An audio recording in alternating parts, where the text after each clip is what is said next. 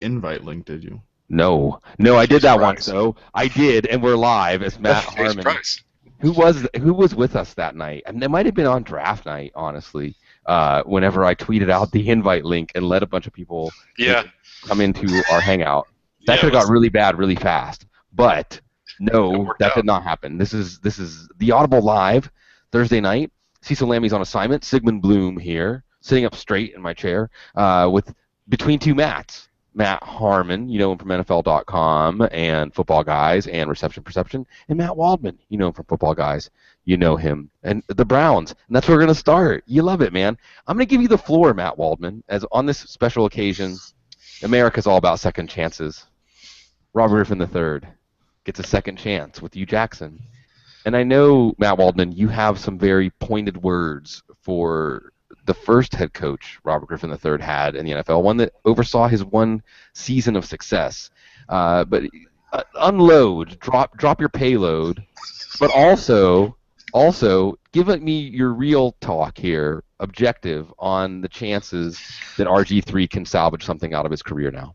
All right. Well, let's just talk. Let's start with that. Let's start with the realistic standpoint. Robert Griffin, he's dealing with. He still has to prove that he can play at the athletic level that he did prior to the knee injury. Will he ever be the same? Is he going to be able to stay healthy? Those are really the biggest questions that you're going to have with him, regardless of whether he becomes a pocket quarterback or he becomes a second coming of Steve Young, Aaron Rodgers plus in terms of mobility. Not talking about throwing the football yet. Um, if he can show that he's healthy enough to go and take punishment, then that's going to be a good start. After that, it's about really developing the skills that he didn't have developed at Washington, which was playing from the pocket. If you watched him at Baylor, you saw plenty of opportunities where he could throw from the pocket, take the 3, 5, 7-step drops, be able to set his feet, and deliver the ball with accuracy. He did it plenty of times on tape. You could see it there at Baylor. He'd stay in the pocket, stand in there, and take the throw. If anything, he was probably too willing to take punishment oftentimes when it came to dropping back and willing to throw the ball deep and willing to take a hit to do so. He would wait till the absolute last second and get plastered. So, the wherewithal and willingness to stay in the pocket have always been there for him. But the issue is he willing to unlearn some of the bad habits or get over really what you could say was a very huge high and low in Washington? Obviously, the first year, everyone was nuts about him, though I will say that, there are a couple of folks, and one wrote for my blog who was saying, look, some of this is the smoke and mirrors of the spread option, or the read option system, and he's the first one really using it at the level in the NFL that's caught everybody unaware. And because he's such a good athlete, he's getting the best of the he's kind of getting the best of defenses early on, and they're catching him off guard. And we saw that happen with him. We saw it happen with Colin Kaepernick. And then we thought we saw it with Russell Wilson, but we have to understand that Russell Wilson was a pocket quarterback, always had been a pocket quarterback, but people were too willing to say that he was just another long line of running quarterbacks until he proved them wrong. And so then it was time for defenses. They caught up a little bit. And once they caught up a little bit, well, Colin Kaepernick is a guy who we've seen cannot throw the ball accurately from the pocket on a consistent enough basis to be a good starting quarterback in the NFL. He doesn't have that level of accuracy. He doesn't make those types of reads very well. He doesn't move from progression to progression extremely well and throw the ball with accuracy, and that's what really matters. And he doesn't avoid pressure in a way where he can stay controlled and work through his progressions without having to tear up the field trying to be a running back at that stage. Robert Griffin, on the other hand, we want to make the same conclusions with him, but if you really look at the situation, what you need to understand is kind of some of the background. And Mike Shanahan spilled the beans on himself. A lot of people are kind of in denial about it, but he's been on air, on radio, and there's a transcript of it online talking about what happened between the first year and second year after Griffin had a great season, and Griffin came to, approach the team, approached Shanahan with his agent basically saying that he would like to learn to become a pocket quarterback as much as possible. It didn't mean that he didn't want to be a runner. It's just that he knew that pocket passers were that's where you're going to win in the NFL. And and there were certain plays that he wanted to talk about in terms of what, maybe things that he could have input with in terms of with that offense. And Shanahan's reaction as he described this to the radio person was, well, like, it was that kind of, I would put it as I'm the older guy, I'm going to manipulate the situation and make it sound like that I understand, he's just a dumb rookie, he doesn't really understand what he was asking, I'm the god of offense in the NFL, and, he didn't really know. Daniel Snyder put him up to asking this because nobody asks, a coach whether or not they can have input with the playbook.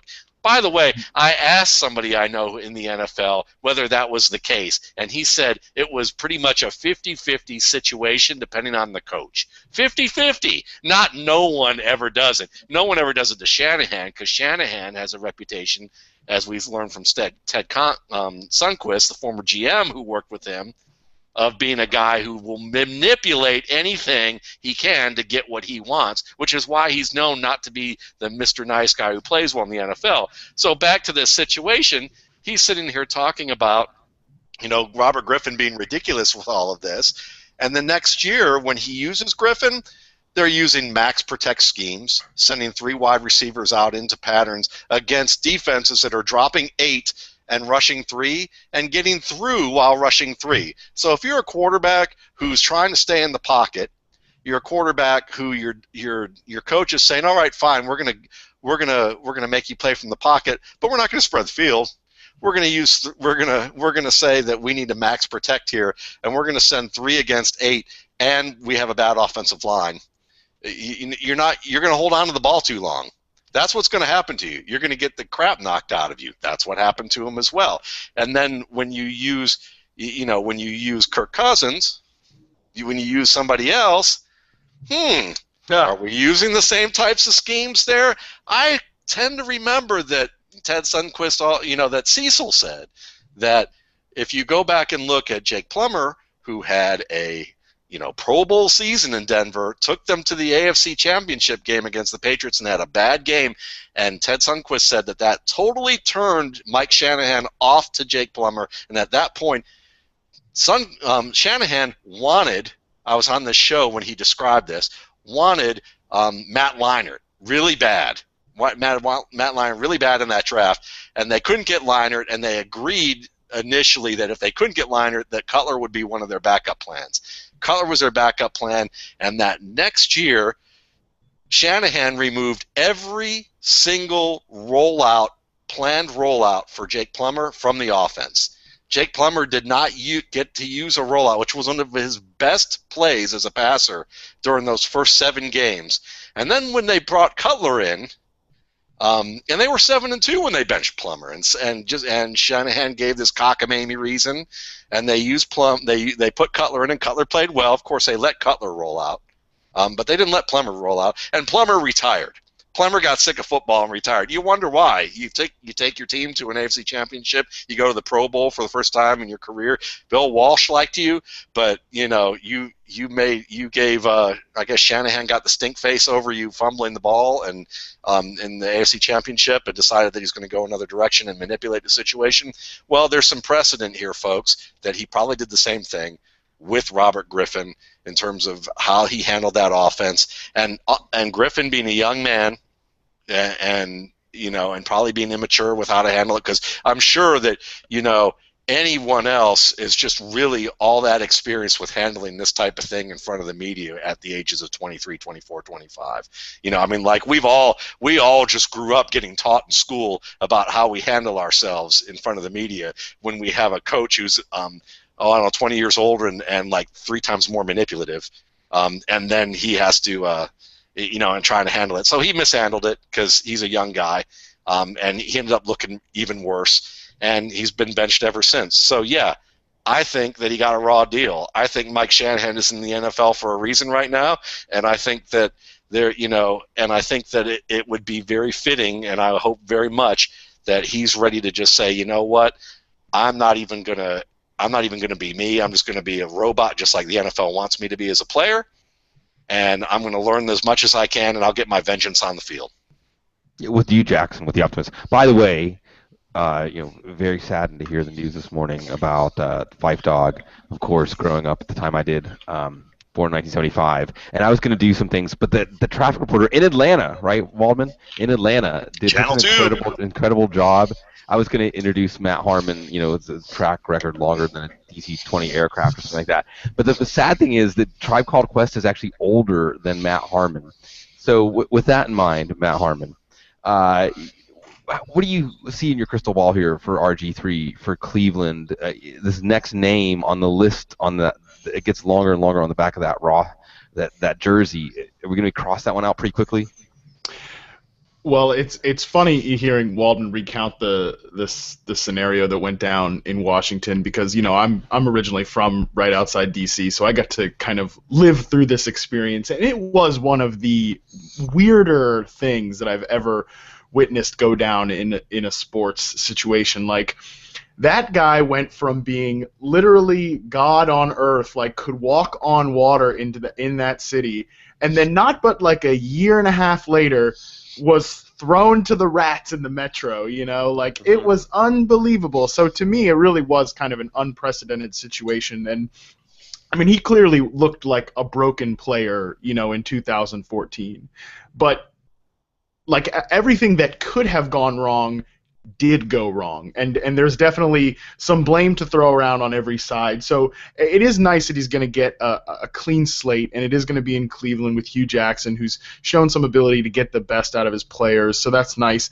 The interesting thing to me about this situation is I don't know. It's kind of an odd spot for RG3, and maybe like that this was the only thing that he could have had to go to, because if Cleveland takes a quarterback at 2, and a lot of the reports today said that that's still in play, like that could still happen, then it becomes a weird situation for him, because is he sort of that reclamation project that's going to be the starter for a year, or is he then just a veteran bridge? And if he's a veteran bridge, that seems kind of odd, because now he's going to have a younger guy breathing down his neck, and then are they going to keep Josh McCown around? So to me, I don't feel any more clear about the Browns quarterback situation today than I did 2 days ago.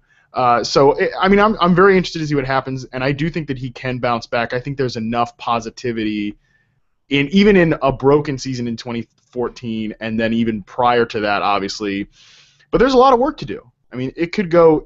I won't be really surprised again, because this is what happened in Washington with such a wide variance in outcomes. I won't be surprised no matter which way this thing goes.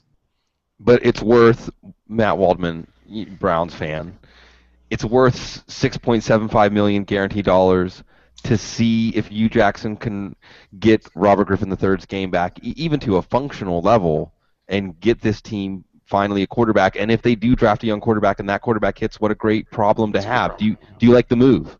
I love the move, because when you take a look at it, something that probably 60 to 65% of the major internet media was too young to understand at this point is that. Okay. Yep, I love it. is that they don't know who Jim Plunkett was, or barely remember who he was. They don't remember that Steve Young was a crappy quarterback with the Tampa Bay Buccaneers in the USFL and was not really that good. He was very physically talented, but history. History likes to color it as if Steve Young was this great player when he was languishing with the Bucs, but he sat for 7 years. He sat for 7 years behind Joe Montana, okay, with Bill Walsh. I mean, that's like going to Harvard for like 7 years and getting a chance to work with some of the great academics in whatever your field is, and just sit there and absorb and not have any pressure on you at all, not even have to take tests. Just sit there and work with people. And that's what Steve Young got to do. And so we like to talk about, so much pressure that he had to get the monkey off his back, that he didn't get to win a Super Bowl, and that he was living under the shadow of Joe Montana. But really, he should be thanking his lucky stars that he actually got a chance to be a good quarterback in the first place. That's the thing that I think that matters. So when you look at guys like, Plunkett, who was a first-round pick, a Heisman winner, and you look at Steve Young, who was a great player in college in his own right, sometimes it takes time for these guys to get decent. Vinny Testaverde was a horrible quarterback when he first came in the league, and he still wasn't a great one when he exited, but he was a heck of a lot better, and he was good enough that people actually used him enough to feel like that they could run playoff teams. When Bill Parcells says, "You can be my quarterback and I feel good about you," that's a pretty good endorsement right there. So Robert Griffin has that chance. I think it's a good situation for him, and I hope that the Browns are patient enough with him. Maybe they will pick another quarterback, and they give Griffin a year or two to kind of sit behind him and see if that quarterback that they pick up in the draft works out. And if he doesn't, then they've got Griffin, or they can trade Griffin at on the other end. They've got a number of options here, but I'd be kind of surprised if they draft quarterback after this. I think they're going to go with him, and a lot of these quarterbacks in this class, the top of the class is, I think, with the exception of maybe one, is pretty overrated, and there are a number of good quarterbacks in the mid rounds who are worth developing, but you're not going to pick them in the first 2 rounds unless you're 75%. Cardell Jones. Cardell Jones. Absolutely. We quite clearly do jump to start these guys in the league today and then jump to conclusions on what they are. And I mean, the best example right now, just from last year, probably of both ends of that spectrum, is like Blaine Gabbert. I mean, Blaine Gabbert was horrible early in his career, and clearly went out there and was overwhelmed and was a bad player in Jacksonville. But this year in San Francisco, the guy had some good games. He was definitely a positive force for San Francisco this year at times, and kind of represents that conundrum there. Cam Newton was great. Then next year was, see, we exposed you, and you're not all that good. Oh yeah. Super Bowl, to Aaron Rodgers, who sat for years behind Brett Favre. There's another one who sat for years and learned. Right. I had Eric Galco on the couch, Altum Scouting, great draft voice out there, and we were talking about Ezekiel Elliott in the top 10, and he brought up the idea that GMs and head coaches now that you get 2 or 3 years. So first-round picks that take a few years to develop, we're not going to get to cash any of that in. That could also actually cut in Ezekiel Elliott's favor. But going back to what you were saying, Mr. Waldman, Terry Bradshaw is another example. Terry Bradshaw never happens in this NFL. He never gets off the ground. John Elway neither. Yeah, I mean, this is the league that we're in now, and this perhaps could be contributing to the quarterback shortage. I know Mr. Waldman would have a lot to say about that. Let's talk really briefly, though, about another repercussion here, Josh McCown. I think it's fair to say that McCown is unlikely to be on the roster at the beginning of the season. I'm not really sure how it would be compatible, even if they can just get a late-round pick for him. But if you're the Jets, Waldman, you have Ryan Fitzpatrick and his demands. You have Josh McCown, who did get hurt last year, but somewhat effective before he got hurt. Are you using McCown as leverage on Fitzpatrick? Are you open even to saying we'll go into the season with McCown? If you're Denver, are you looking at McCown? If you're the Rams, are you looking at McCown? Do you think he's still viable at this point in his career? If I'm Denver or I'm the Rams, I'm looking at McCown possibly, and I think he's viable there. If I'm the Jets, somebody in the coaching staff has to go to the front office and say, look, idiots, we actually are building a team here that's doing fairly well. We got these free agents for a reason, and Fitzpatrick was decent enough for us that we feel like that we can be contenders at this stage. And we're going to pick up another rookie. We're going to pick up another old journeyman and try and get him acclimated with the team that we have with these older guys. That just seems asinine to me. I don't think that makes any sense whatsoever. Give in to Ryan Fitzpatrick for the demands, or you decide to blow up the team. And if you decide to blow up the team, Jets front office brass, then please don't blame it on your head coach. And when your team doesn't goes down the crapper again for another 2 to 3 years while you're trying to rebuild offensively, don't look at your coach. Look at your situation when it comes to the decision that you made not to have continuity with your offense, which to me is just kind of ridiculous. Pay the man a little bit more. That's fine. And the latest on that, of course, the owner saying it's a priority Mike McCagnon, the GM, saying that it's their goal to bring Ryan Fitzpatrick back. I believe there was also something Todd Bowles, the head coach, might have said about how there is a deadline, but they're not close to the deadline yet. So they've given Fitzpatrick a deadline. And there's also DeBrickashaw Ferguson, I think, is due like $14 million, and there's a bit of a standoff there, so that could open up some cap room. But this is going to be an interesting quarterback soap opera now that RG3 has inserted McCown into this mix. We got Colin Kaepernick. Maybe with McCown out there now, teams would like, again, the Broncos, the Jets. I don't think that Kaepernick has been linked to the Rams. They might feel more free to call the 49ers bluff. Chip Kelly saying, no way we're going to release Colin Kaepernick. Okay, well, let's see. Really, it's, you're the ones going to have to pay him $11.9 million, not us. And then he becomes harder to trade, I would assume. You can't really restructure that contract once you have $11.9 million guaranteed. And, maybe Mark Sanchez will start for Denver after all. Other news around the league this week. I'm going to attack this from a defensive side. We don't have Dr. Gene Bramall with us. But this week we hear that Justin Houston's 2016 may be in doubt, the tremendous outside linebacker for Kansas City. And he had ACL surgery in February, anywhere from a 6 to 12 month recovery.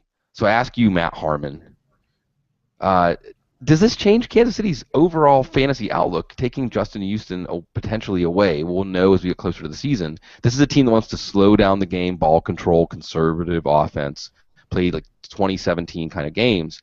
Do we look at Jeremy Maclin, Travis Kelce, maybe even Alex Smith to an extent, differently, knowing that this team's best pass rusher might be an aging Tamba Hali, and then how do they hold games down? Remember the famous playoff game when Alex Smith and Andrew Luck got into a shootout. This is something that on the fantasy side of things could be important. Well, you definitely have to think that things are going to change if they lose what is probably the best player on their roster. And I mean, I don't feel like I'm being aggressive in saying that at all. So, I mean, it definitely changes the outlook of their defense. And if they don't have Houston there, I mean, he had like 20 something sacks this year, right? Or I mean, he's definitely he slowed down at the end of the season. But yeah, a few years ago, the same thing happened when he went out, and they went out and drafted D Ford. D Ford hasn't really developed, so we saw this defense fall apart once without Justin Houston 2 years ago. There's a joke around the NFL media office that Justin Houston's a player that, and Chris Wessling makes it a lot, like that you can't talk about Justin Houston because the only defensive player that we're allowed to talk about is J.J. Watt, right, anyways. And like, because Houston's like on that next tier, and he's not an offensive player, and he had his franchise tag standoff at the same time as like Demaryius Thomas and Dez Bryant. Obviously, all the coverage was going that way. So there's that joke about him, but he's really one of the best players in the NFL, and losing him would be a big blow. I mean, and I definitely don't think that they can play the game where they sit on the ball, because that was pretty much what they were doing the second half of the year. And, they had the committee of Charkandrick West, Spencer Ware. So I think that it would theoretically open things up to a certain degree, but I don't know if I'd want to count on that on a week-to-week basis. Yeah, I think it's more of your long-term outlook for targets for Maclin, targets for Kelce, and just the way this offense will tilt. It's just the Albert Wilson breakout is coming. Yeah, Chris Conley. Staying in that division, Waldman, Oakland, we've been hearing this drumbeat, and this is just a chance to address it.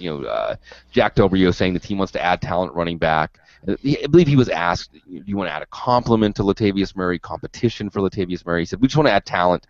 And how it shakes out is up to the players. And we've seen a lot. I think they were interested in Doug Martin.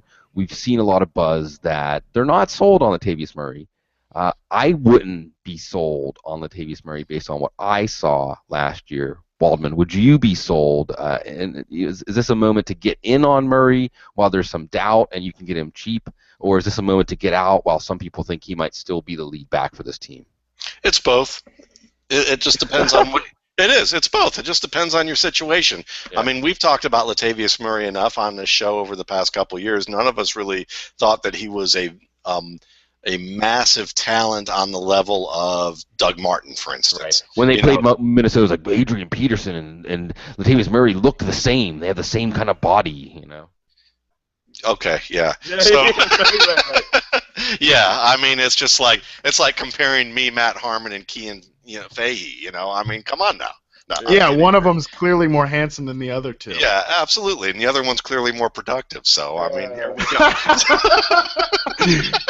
And I'm sure Murray looks good off the hoof. All kidding aside, seriously, Murray is a type of player that isn't a decent enough running back to start for your team. Obviously, he's just kind of an awkward, kind of ungainly athlete in the level of he wastes a lot. There's a lot of weird things that he does to try and get the yardage that he gets, and he's not nearly as big of a play threat as some of your best backs. And what I say by that is that he's kind of a boom bust player. He's going to deliver some big gains for you, but he also there's a lot of play with him where you should see more yards from him on a play-to-play basis.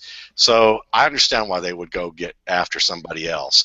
But at the same time, if you have someone who's panicking, and it's this point of the season, and they say to you, "Look, if you give me a 5th-round pick in this draft, I'll give you Latavius Murray, or I'll give you a 4th-round pick, and I'll give you Latavius Murray," you jump on that because injuries happen, and Latavius Murray has proven enough to be good. It's like getting, Alfred Morris. If Alfred Morris gets into a game, he's going to be good, and so it's decent enough to get that type of thing. At the same time, if you can get a better deal for him. If you can get the 1st or 2nd round pick in return for Latavius Murray because someone's really high on him and thinks that this is garbage, I would do it. Yeah. So you kind of have that dividing line. Like you said, we know who he is at this point. And you give him all these carries to try to hope he breaks a run, but he's not going to add that much on his own. It even goes back to that original Kansas City game. Feel free to chime in on Murray if you want, Harmon, but Matt mentioned Alfred Morris. We have the news this week that Alfred Morris is now a Dallas Cowboy. Jerry Jones saying, Darren McFadden's still our lead back. The draft still looms in the background, but looking at the Cowboys' backfield right now, I've noticed in MFL 10s actually, Alfred Morris was hanging around the late rounds, continues to hang around the late rounds, maybe move up a little bit, but Darren McFadden actually moving up now, even to the 6th, 7th round. This is a situation that could be the most fruitful backfield for fantasy football, but we don't have much in the way of clarity. When Alfred Morris was added, did that give you any more clarity or give you an angle on this backfield? No, unfortunately, like you said, it could potentially be one of the more fruitful backfield situations in the NFL, but it doesn't seem like Dallas wants to let it be that ever since they had DeMarco Murray. Now it seems like they kind of want to cycle through guys. And this is interesting because it's almost parallel to what happened with McFadden and Joseph Randle last year in MFL 10s, where you saw Randle being like a 4th or 5th round pick, and then McFadden going into kind of that 12th round range. And Lance Dunbar's still hanging around there. He'll be back there again doing his same old thing. So he was also re-signed this week, 1-year deal, like $1.75 million. Yeah, right. And he's coming off a big injury, but at the same time, if he's healthy, he's going to do what he does. He's going to catch passes and help you in PPR leagues. So, to me, it kind of just feels like the way I'd interpret it really is like this year, McFadden is Randall. He is the more expensive one in drafts at the moment, and now Morris is McFadden. And to me, I'd kind of want to just play the game of like, all right, which one can I get later? Because I could see either one of these guys emerging, especially, McFadden stayed healthy last year, and, it's kind of like, you were saying this a lot last year, Sigmund, like you're injury prone until you're not, but we kind of know the deal with him with that too. So Morris could be a potentially a very valuable back if he starts getting 15 to 20 carries, but I don't know how often that's really going to happen. They really did kind of give him nickels to come there anyways. So right. And to be quite honest with you, like plenty of people made the point, like I don't think that them signing Morris precludes them from taking a running back still. Right, early, and I think you're right. I think that's an important thing, and I think even Ezekiel Elliott, who I've been doing the rounds, he did a Cowboys podcast, and I think I was also on the RotoViz Radio podcast just to make the case for Ezekiel Elliott at number 4, and I think it still makes sense. Morris is signed for 2 years, McFadden 1 more year, Dunbar 1 more year. Dunbar might not be ready to open the season, and I agree with you on your take, by the way, in drafts. I was taking Dunbar actually in MFL 10s because he was the cheapest investment. I just want a piece of the backfield. They're all competent. I'll take the cheapest piece. And Dunbar, if he does get back, could still be a PPR monster, but Derrick Henry could end up there, or any number of backs. I would say Kenneth Dixon, and Matt Waldman would say, Ken Dixon, yes. This would be somebody. The reality is that if Alfred Morris gets a chance to get 15 or 20 carries behind that line, he'll look good doing it. He's a good running Right. back. Yeah. And I think that he has some things to offer that McFadden doesn't, and McFadden has some things to offer that he doesn't. But based on the usage last year, they will want to stick with one running back. You're absolutely right to say that the draft, if they're smart, they will draft somebody, some new blood. They still have Rod Smith, too, who they yoinked from Seattle when they tried to slip him back to the practice squad. So we'll watch that. Cowboys, of course, that backfield. We saw Darren McFadden have his best year in a long time running behind that line. A lot to look at there. You brought up MFL 10s. Have you done any MFL 10s yet, Harmon? I did one like the first week they opened with Rumford Johnny, and then I'm doing one right now. Ooh. I think I've been through 5 rounds so far. So this is an interesting topic, one close to my heart, because I have found myself unable to forego Ezekiel Elliott in the 3rd round. I'm going to get your thoughts on this, because I'm looking at running backs, and there's Le'Veon Bell and Todd Gurley, and then everybody else has warts. The running backs that are going, maybe Adrian Peterson, even Peterson, not catching as many passes, getting up there. Jerick McKinnon's maybe going to do more as he was coming on at the end of the year. Devontae Freeman, it's hard to say, as they still like Tevin Coleman. David Johnson, I think, could be usurped a bit by Chris Johnson. Doug Martin with Charles Sims. Mark Ingram's interesting, durability issues a little bit. But if we're talking about now MFL 10s being a winner-take-all format, if we're talking about a running back that you could take in the 2nd, 3rd, 4th round who could win your league for you, I see Ezekiel Elliott as that guy. How do you approach rookies before the draft? Because that's the thing, you're taking these rookies before we know their destinations. In your early MFL 10s, and the idea of Elliott as one of your early picks, how does that strike you? Well, frankly, I don't think I took any rookies in the first one that I did. And like I said, I'm only through, I think, I'm pulling it up now. I think I'm through 5 picks here. Through 6 rounds here so far. This one's moving slow, man. I gotta pick it up. But I think, I haven't taken any rookies yet. I do kind of like the idea of Elliott in the 3rd round. Like, you would imagine that he's going to go somewhere where he's going to get, a starting job, whether that's Oakland or if he falls that far, or Philadelphia. Baltimore. That's really interesting. I hadn't even considered that. The Giants. It feels like, the Giants would be good. It feels Baltimore, though, it feels like they're never going to pick this high, or, in their mind, they're never going to pick this high again. They need to kind of take like a blue chip defensive player to me. That would be the way I would approach it if I was them. And it was interesting last year, because I think a lot of people made this point that like the ADP jump in MFL 10s after these rookies got drafted was so drastic. And this is a bad example because it went really poorly, but I think this is kind of my point, is that like Nelson Aguilar was like an 18th round pick or something in early MFL 10s, and by the end of the summer he was a 7th round pick. And clearly that didn't work out, but that's kind of my worry about it, is there is definitely like a value to be taken now, but okay, is that jump going to be worth it? Well, let me put it to you this way then, and this is a discussion that Matt Waldman and I have had each of the last couple of years on this topic, and I'll let you have the first shot at it though, Harmon. Let's stick to wide receivers, because you've already done reception perception. We're going to have both of these guys are going to be on the couch in quick succession here as we talk wide receivers, we talk RSP. You've done your 21 wide receivers, and now the task here is we don't know destination yet. So there's no reason to try to anticipate that. But what we can know is sort of a subset of what you're looking at for reception perception, what Matt Waldman's looking at for the RSP. The players that have the outlook to hit the ground running, or their skills will translate more quickly, or they don't have as many of the gaps or bugaboos that keep wide receivers from making a big impact in the 1st round. So if you were to, in this MFL 10 that you're doing right now, because the nice thing about the wide receivers are, 9th, 10th round, you have Laquan Treadwell, Josh Doxson, and Corey Coleman you might be able to get in the 12th, 13th round, and then anybody else you want, Michael Thomas, Leonte Carew, Sterling Shepard, you name it, Will Fuller. You can get these guys with late-round picks. Who would be a wide receiver based on all your perception research that you think would be a good wide receiver to target in MFL 10s because they'll be ready for what their team asks them to do earlier than the other rookies?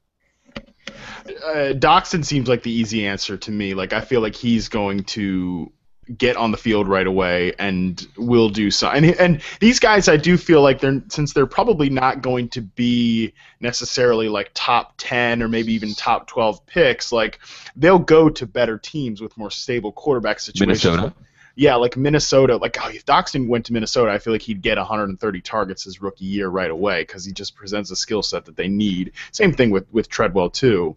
So those guys, I do feel like they'd get early opportunity. They'd get right in there. They'd get a lot of targets. So that's an interesting proposition. And then, like, you look at Corey Coleman, like, I don't know where he ends up. I've been, like, obsessed lately with the idea of pigeonholing him with, like, Pittsburgh or because, they lose Martavis Bryant. Why do you say Pittsburgh? Now, do you know, you said Pittsburgh, okay? Yeah. Did you know that Mike Tomlin, Kevin Colbert, and Todd Haley were all at the Pro Day? No, I did not. Those guys have not returned my calls recently. No, but I think, it seems like an ideal fit to me. Like, I know everybody's like, well, no, they added Ladarius Green, so now they just need to, load up on defense in the draft. Like, their offense is fine. Yeah, their offense is fine, but their offense should, like with Martavis Bryant, should be the best in the NFL. And I think you replicate some of that with what Corey Coleman does. So to me, I always think, why not make your strength more strong? Right. Why not? So if he's there at the 25th pick or wherever the hell they are, like, I would take that shot. So I'm interested in, like, or even in a Carolina or something. See, I see Coleman, like, he'll struggle with some of the nuances right away and everything, but I see him making big plays. So at his price at MFL 10s, he definitely does have that week winning upside. So if that's the way you want to play things, if you've taken a lot of safer picks early on, like, so for example, in this one that I'm doing, I think I've taken 3 receivers so far. I took Mike Evans, Randall Cobb, and John Brown. I feel really secure in what all those guys are going to bring me. So then maybe I do circle back. I take another safer bet wide receiver, and then I take a rookie later on. And maybe that is Coleman because I think he has that sort of weak winning upside. So those, like, 3 guys there, I feel like we know are going to go in the first to early second round at worst. The other ones, it gets a little it gets really unpredictable to me. So I don't know. That's kind of my brain on that. I still like Sterling Shepard. I mean, it's a player who can come in and make an instant impact. Me too. But if he goes, he's the type of player, and I love Sterling Shepard. I mean, that's well documented. Mm-hmm. But he's the type of player that if he goes to, it's like, San Francisco or something. That would be a nightmare. Like, he's a great player, but if he ends up, with just an ill-fitting quarterback or something like that, you could get literally dirt his rookie year. Yeah, no, or alternatively, New England could get him or something. Right. So Matt Waldman, Corey Coleman, Pittsburgh Steeler. I know it might pain you to say it if it's positive. How does that strike you? Because again, I want to point out the Steelers' whole brain trust was there. I'm afraid to say this, but because I don't want it to fly back and hit me in the face. but I'm going to say it anyway. I hope that's where it ends up. Because if you think Martavis Bryant and Corey Coleman are the same type of player, then I have this to offer to you. Corey Coleman gets eaten alive against press coverage, I think, when he faces a patient physical corner. Not someone who's just like, not a body that's just put up on him. I mean, you can do some metrics on him and see how much he defeats press in certain ways. He's got some nice press moves. I really like the press moves that he has. But when you face someone like Kevin Peterson, who isn't even the fastest corner by a long shot, but he's at Oklahoma State, and the way that he handled Coleman, I think Coleman kind of fades a little bit when he deals with someone bumping him and shoving him and playing physical with him. And I think that Martavis Bryant, though there were lots of concerns, I know you didn't like his my ball mentality early on, and you felt like it could get better, and you felt like it did get better. I felt like he showed at the Orange Bowl against Ohio State, I think it was Ohio State that year, that he was pretty good in that the department, and he was pretty good down the stretch. When I watched him at Clemson, being able to handle physical play, I think he's a little bit more of a physical receiver, and so I think Coleman is good enough that they can find a way to make him really good. So I don't want to say really in for real that I hope that he ends up in It's Pittsburgh. already been set in motion. But Too it's late. but Too it's yeah, whatever. Is that is that I don't really but I think that if you're going to match him up like Bryant, they're going to have to do something a little different there. And he's a fantastic player. But if I was gonna pick a player who I think that will be ready from the ground, hit the ground, who you can get even later, and I can't pick Treadwell, and I can't pick Doxson, and I can't pick Coleman, it will be Leonte Carew. I think Leonte Carew is a physical, precise route runner who is very quick, who makes it look easy when he's facing physical coverage. He's someone that can break tackles, and if he didn't get a little dinged up and didn't want to have any issues running the 40 or running drills at the combine, he would have wiped the floor with the Senior Bowl all week long. Yeah. I mean, he really looked good there, and I think that he's an underrated player. He reminds me a lot of a more mature Roddy White than when Roddy White came to the league. I wouldn't be surprised in a couple of years we look at Leonte Carew and go, he came in the league looking like Roddy White when Roddy White was in his prime. I mean, that I don't think it's going to be as good as that, but I think the ceiling for isn't as out of the question as it may sound right now. Okay. I think that's a pretty good call, if I can jump in there. I was hoping you'd be the wet blanket, because Matt Waldman's always the wet blanket on me. I thought we could have you be the wet blanket, but no, you're going to... No. I think it's an interesting call, because Carew's not one of my dudes in the class, but I think your assessment of him is very accurate as far as him being very physical, which I think is underrated in terms of early impact. Like guys that can. I mean, this is. I'm gonna steal the car and bring this back to the team that's nearest and dearest to what's left of my heart, which isn't much. Like I was talking about this today. Like speaking of Corey Coleman, I was like, I would love it if Corey Coleman ends up on the Panthers, because I think that. I said, I don't know what would make me more happy, Coleman and Cam melting the faces of defenses or melting the faces of all the Devin Funchess truthers. And I say this to make the point of, like, if you look at Carolina's two receivers, like, I don't care what you think of their skill set or whatever, but there has been one clear and constant theme out of Carolina about the two of them, that they drafted Benjamin to be their number one receiver right away, to start right away. And you saw, and Sigmund, I remember you talking about this that year, of that constant drumbeat out of Carolina. And that's never changed, even through his injury and all that sort of stuff. And he got on the field right away, problems and all that he did and may still have, because he has a physical approach to the game and because he can deal with physicality. But Funchess is the opposite end of that spectrum, where that's the thing that troubles him the most. So my point in bringing this up is to really illustrate that point, that sometimes physicality in route and the mindset of a player can be a big deal into getting them on the field right away as rookies. Absolutely, and Coleman also, I mean, for a smaller wide receiver, is pretty physical. He's very aggressive. Yeah, he's a competitive player, so it's gonna be fun. This isn't quite the wide receiver class we've had the last 2 years, but it's still very good. And I think that just whether it's through MFL 10s or reading Perception or RSP or Eric Galco Optimum Scouting Draft Guide, just the earlier you learn the story, the better. The earlier you learn about these guys, the better. I want to turn back to NFL, back to not quite current events, but how the worm turns. We all remember the Fat Eddie Lacy picture, which was really just a bad angle picture, and then it actually was telling a fortune that there was going to be a Fat Eddie Lacy moment, and he was going to really have the bottom drop out of his fantasy value. Now, a couple of things happened this week. One is James Starks was re-signed, 2-year, $6 million deal.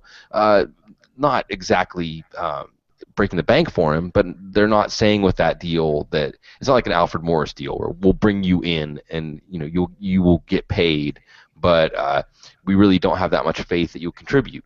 You have Eddie Lacy, and I should have done the screen share, but just look for it out there, folks. He's been working on P90X, and there was a picture that just came out today, I believe, and he looks good.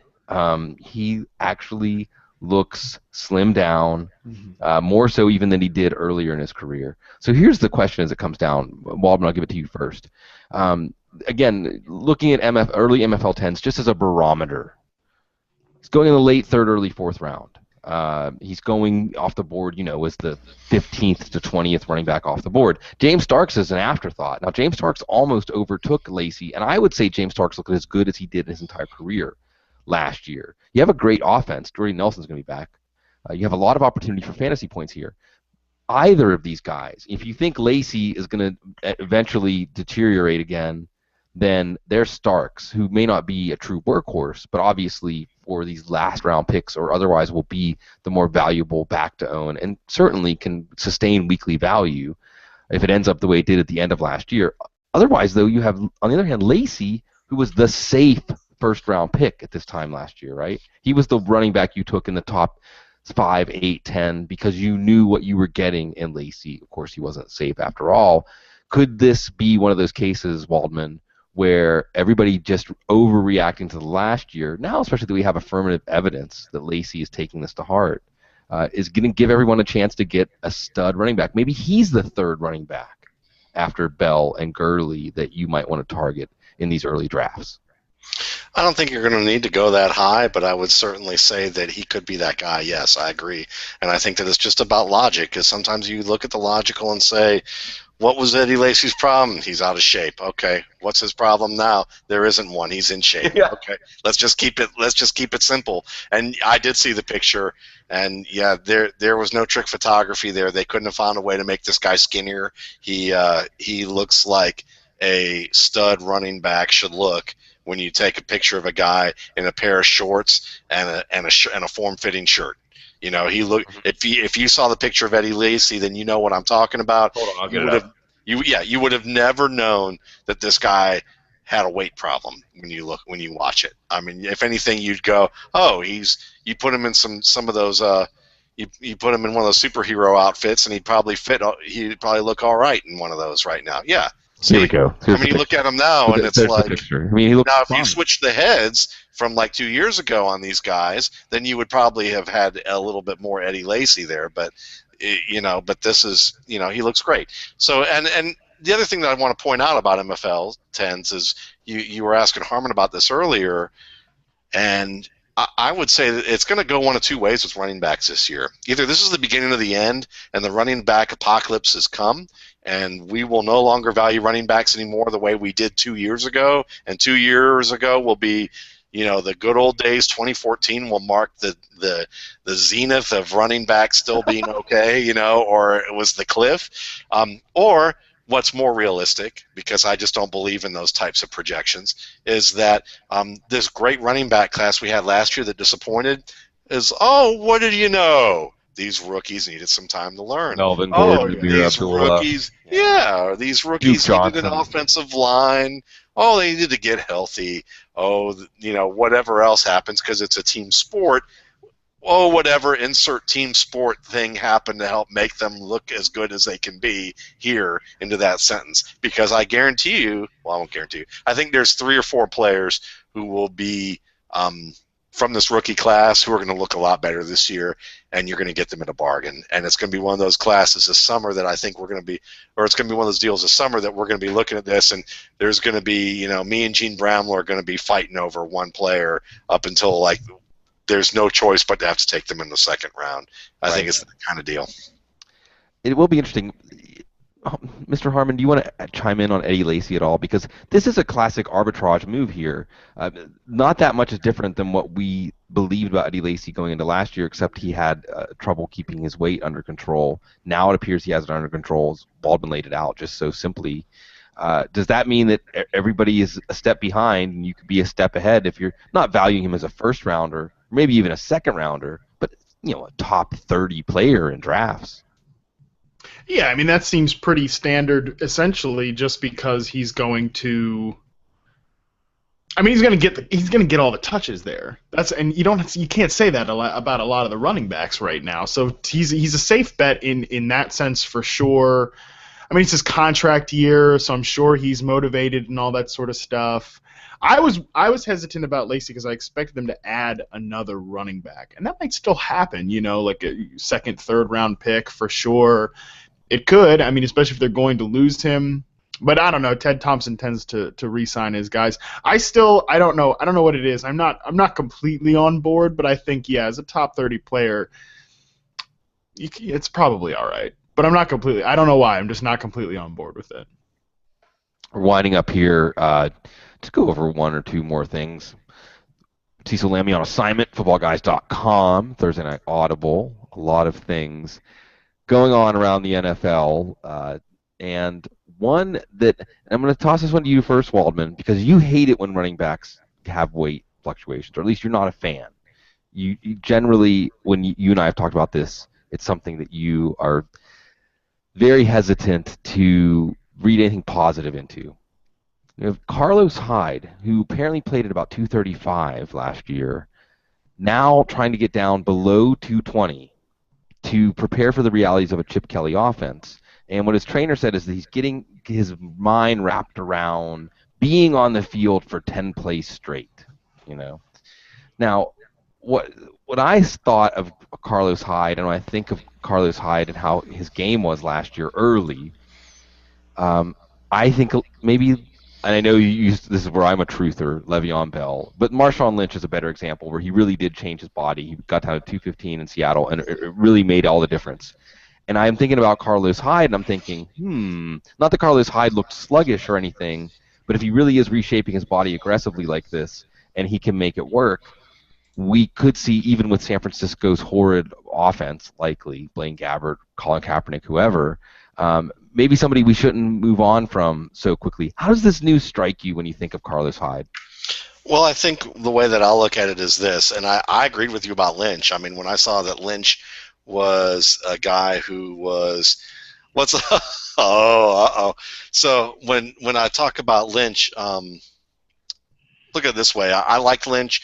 I traded for Lynch, and a lot of it had to do with the fact that he did look heavy. But when you look at his college career, he played at a lighter weight, and that was important for him. And Carlos Hyde was good at a heavier weight. So that's when I'm going to be a little bit more suspect, because he wasn't a great player at 220 at that time when he was at Ohio State. He was a heavier guy. So you have to wonder about this. And then also on top of it, he's trying to adjust to be something different in Chip Kelly's offense maybe than what's been demanded of him in the past. And to me, it seems like that if you naturally play at 235, is that really going to be a huge difference maker for you to lose that kind of weight so that you can stay in shape? Shouldn't you be in shape at 230, 235 to be able to stay on the field 10 plays straight if you're a workhorse back? So all of this is a little weird to me. I'm going to say that I definitely look at it with some suspicion, and I probably won't be as high on him as I would have been if he was staying at the weight that he was at college. I'm intrigued, but that's all I'll say, because this could be an absolute disaster of a team, even more so than last year. I guess I'll give you one more volleyball to spike down here, Matt Harmon. Reception, perception, wide receiver guru. Ruben Randall signs a little deal, $1 million, $500,000 guaranteed, $3 million incentives. Has he been under the reception perception microscope, and just what's the reception perception stance on Ruben Randall? Anything to see here? And the more interesting development, Doug Peterson saying Jordan Matthews is going to line up outside. What does reception perception say about? I know Jordan Matthews is a player you've studied. We look at these Eagles receivers. We have uncertainty. Speaking of Chip Kelly, how this offense is going to shake out. We can go back to the Andy Reid years. The prospect of Ruben Randall, the prospect of Jordan Matthews on the outside. How does this strike you?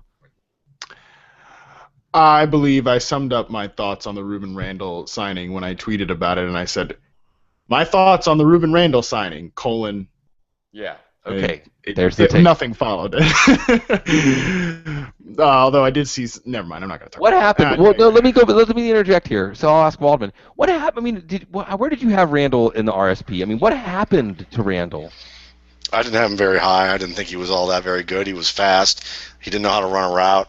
Didn't know how to be able to use the sideline as his friend, as a vertical player. And I didn't think that he was very consistent. So he to me he was another one of those LSU receivers pre, Landry and Beckham that people went gaga over, and then when they got on the field, they looked like caca. So it was just one of those deals where, I think that he's just one of those guys that he's just a guy in the NFL because the mind isn't there for him to be Yeah. the kind of player he should be.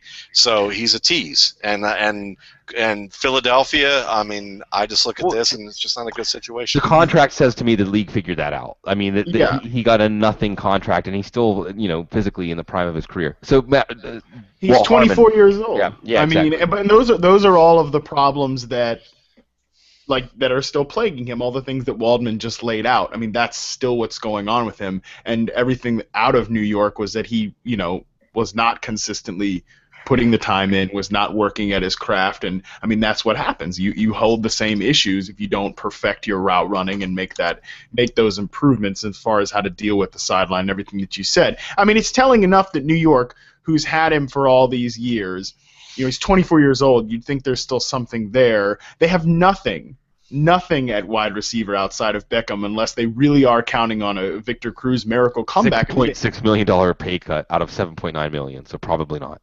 Yeah, so really they have nothing going on there, and they didn't move the needle and let Randall sign with a division rival. I mean, yeah, I think that says pretty much all you need to hear. As far as Jordan Matthews playing outside, I think I find myself consistently always somewhere in the middle with Jordan Matthews. And I think that he has ability. I think that he's, a capable starter in the league. But I don't see him being like a target hog in this offense, I guess. I don't think he's that kind of player. I do think he can. I do think he can function outside, but I don't know that he can succeed outside as the team's clear number one receiver.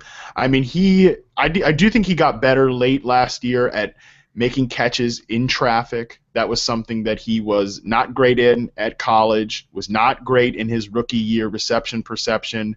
And because I think the problem, and you can kind of go with like a chicken and egg discussion with his role in Chip Kelly's offense. Like, when I studied him for reception perception midseason, I mean, his scores were a complete and utter disaster. I mean, they were terrible. And I think that one thing that I came, and I wrote about this for NFL.com this year is like those slot receivers are just too inherently easy to defend when the rest of the offense is completely dysfunctional around him. So I don't know. We're kind of at this weird point with Jordan Matthews that he's been very productive. But can he succeed outside of this role? I don't know. I don't think I have a clear answer. I think he can function outside, but I do not think he will be, consistently successful to the point where they can just funnel targets through him in this offense. It's going to be interesting for Philadelphia just to see what it's like for a team going through their post-Chip Kelly year one.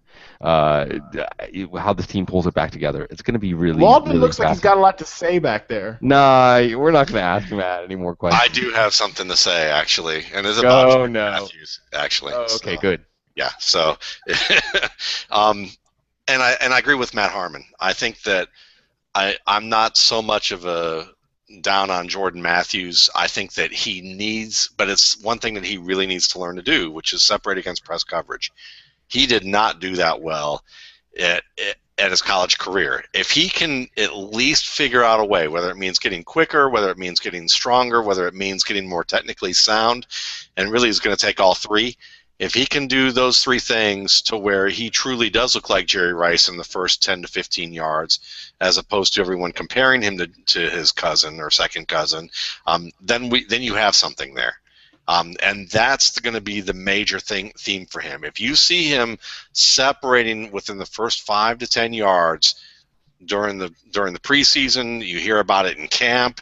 You hear, and it's not just saying, oh, he's getting behind people. If you actually have a beat writer with some sense to actually tell you how he's doing it, I would say Teron Davenport will be a good one. He's a former wide receiver. Yeah. He knows the what he's Ravens now, talking right? about.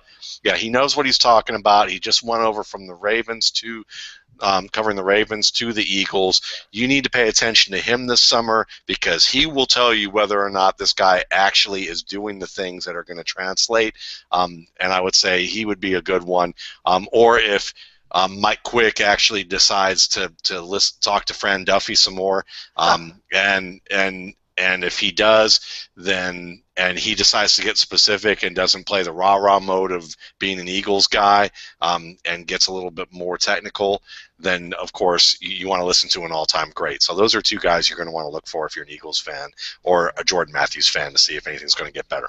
The thing with Jordan Matthews, like as far as press coverage goes, like he scored well against that his rookie year, but like he's also was playing in the slot, and I think he has the technical understanding of how to do it, but he still, as a rookie and early last year, did not play to his size. He just did not play physical enough. However, I do think, like I said, I think that's the one thing that he got better in late last year, and it almost seemed, which was odd. It was kind of like a turning on your parent or whatever, because the whole talk was like Chip Kelly crafted this great role for Jordan Matthews, but then it seemed like Jordan Matthews was like, no, I want to get some targets downfield, and like he was making catches and would get up and was playing with some aggression. So I think that's a positive indicator. But you're right, that'll be a big indicator of whether it's going to be a success or not. Sorry, it's getting hot in here. I got to take off some clothing. Yeah.